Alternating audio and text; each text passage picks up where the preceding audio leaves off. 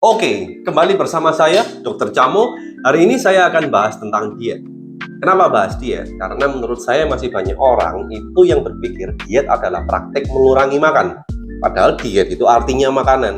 Jadi kalau program diet, ya berarti program makanan. Oke? 90% dari pasien saya, atau lebih malah ya, itu semuanya suka diet. Sebagian besar dari yang suka diet ini mengeluh dietnya itu gagal atau tidak berhasil. Patokannya itu biasanya berat badan saya tidak turun dok, kolesterol saya masih tinggi dok, gula darah saya masih tinggi dok, asam urat saya bla bla bla bla bla. Jika Anda merasa seperti itu, saya harap video ini berguna untuk Anda.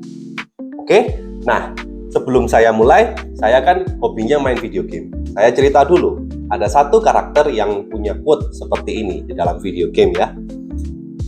Insanity is doing the same thing over and over again, expecting things to change.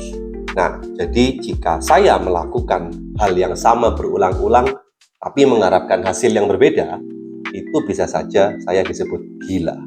Jadi bagaimana program diet yang baik?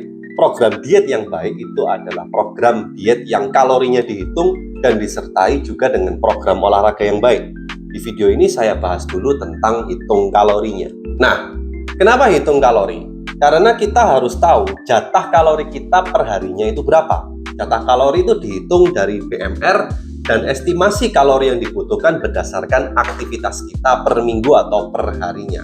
Semisalnya, saya contohkan ya dengan BMR saya sendiri. BMR saya kan 1700, bisa dilihat di gambar yang ini. Dan ketika saya olahraga 4 kali per minggu, anggapannya saya membutuhkan kurang lebih 2600 kalori. Jika saya mau memulai program ini, saya boleh mencoba langsung makan 2600 kalori per harinya, atau bisa dicoba 2000 dulu, atau 2400 dulu. Ketika Anda tidak melakukan penghitungan ini, Anda akan rentan sekali makan jauh di bawah BMR. Misalnya tidak sengaja makan hanya 1300, tidak sengaja hanya makan 1000 bahkan. Hal ini dapat menyebabkan Anda menjadi tidak optimal dalam berolahraga dan juga tidak optimal dalam bekerja. Dan semua hal ini bisa mengganggu keseharian hidup Anda. Kemudian biasanya akan ada orang yang bilang seperti ini, saya tidak hitung kalori, tapi saya kurus dok, berat badannya turun. Nah, ini adalah contoh orang yang ngeyel. Itu perlu dicari tahu, berat badannya turun dari mana.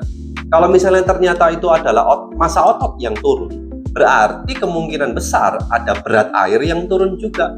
Jadi angka yang dilihat turun di timbangan itu adalah penyusutan dari otot dan juga berat air. Apakah lemaknya ikut turun? Belum tentu, bisa saja lemaknya hanya turun sedikit dan tempatnya sama saja. Kalau misalnya ini dilanjutkan, bisa menjadi tidak sehat. Karena kekurangan massa otot itu bisa mendasari berbagai macam penyakit.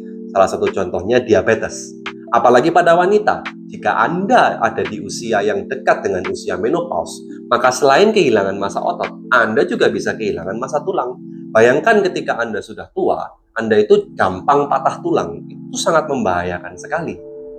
Dari mayoritas program diet yang dikenal oleh masyarakat, contohnya intermittent fasting, ya, diet keto, diet karnivor, dan diet-diet lain, termasuk diet yang saya tidak makan nasi kalau malam, kalau pagi, itu semuanya sebagian besar menempatkan Anda di posisi kalori defisit.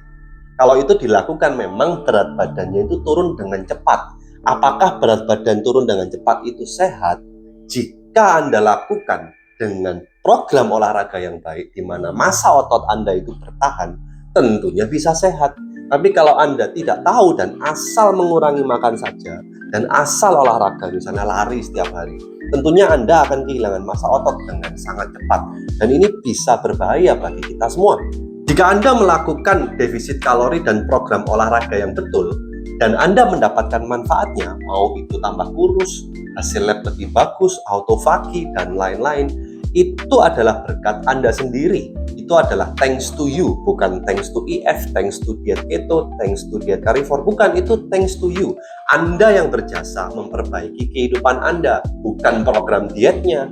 Kembali ke hitung kalori, di Google banyak kalkulator body fat dan juga kalkulator BMR ya, bisa di Google BMR kalkulator seperti itu. Kalau Anda mau mengukur body fat dengan alat yang ada di tempat fitness juga boleh-boleh saja, tapi keterbatasannya jika Anda mau melakukan progress report ya, atau tracking progress Anda jadi harus ke alat itu.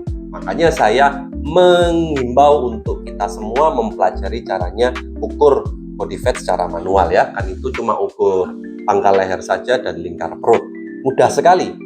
Ketika Anda sudah memahami ini, Anda jadi tahu bahwa patokannya hidup sehat itu tidak hanya di angka berat badan yang turun minus 4, minus 5 kilo, tapi juga di lingkar-lingkar itu yang ada perkembangan. Nah, ini yang terakhir dari saya. Jika Anda itu sudah lebih dari 10 tahun atau sudah lama sekali bertahun-tahun bikin badan Anda sendiri itu gemuk, Anda tidak bisa memaksa diri Anda sendiri itu menghilangkan atau memperbaiki semuanya hanya dalam waktu beberapa bulan. Tidak logis. Anda harus bisa mempelajari kedisiplinannya dan Anda harus bisa menentukan lifestyle seperti apa yang terbaik untuk Anda. Yang terbaik untuk saya belum tentu terbaik untuk Anda.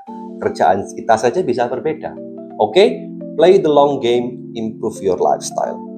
Sekian dari saya, sampai jumpa di video berikutnya.